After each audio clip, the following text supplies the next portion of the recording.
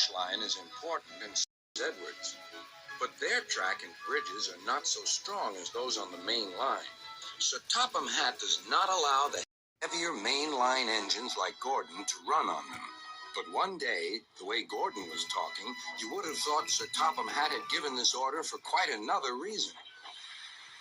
"It's not fair," grumbled Gordon. "What isn't fair?" asked Edward. "Letting branch line diesels pull main line trains." "Never mind, Gordon. I'm sure Boko will let you pull his freight cars sometimes." Gordon spluttered. "I won't pull Boko's dirty cars. I won't run on branch lines." "Why not? It would be a nice change." "Sir Topham Hatt would never approve," huffed Gordon. "Branch lines are vulgar."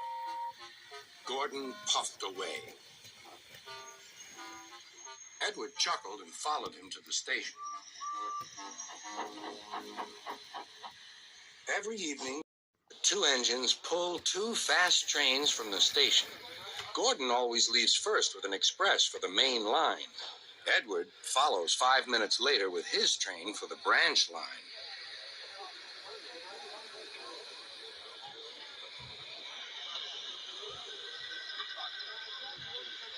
Usually, everything runs like clockwork. But tonight, there was trouble. A lady in a green floppy hat was saying goodbye to a friend. It was nearly time for Gordon to start. The fireman looked back towards the conductor's van and saw something green waving. "Right away, mate." He thought the conductor had waved his flag. Gordon started, leaving luggage, his passengers, and the conductor all standing on the platform. Everyone was very surprised and cross.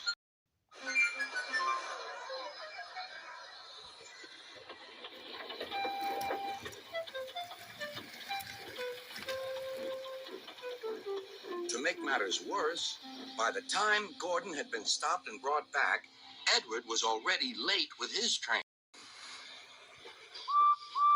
So now he set off first. But the signalman at the junction wasn't told about the change. By mistake, he sent Edward along the main line.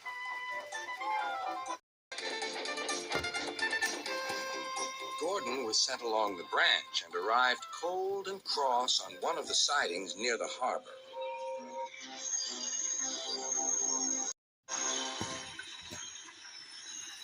Next morning, Bill and Ben peeped into the yard. There were no cars for them, but they didn't mind that. Teasing Gordon would be much better fun. "What's that?" asked Bill. "Shh," whispered Ben. "It's Gordon." "It looks like Gordon, but it can't be. Gordon never comes on the branch lines. He thinks them vulgar." Gordon pretended he hadn't heard them. "If it isn't Gordon," said Ben, "it's just a pile of old iron, which we'd better take to the scrapyard." "No, Bill, this lot's useless for scrap. We'll take it to the harbor and dump it in the sea." Gordon was alarmed.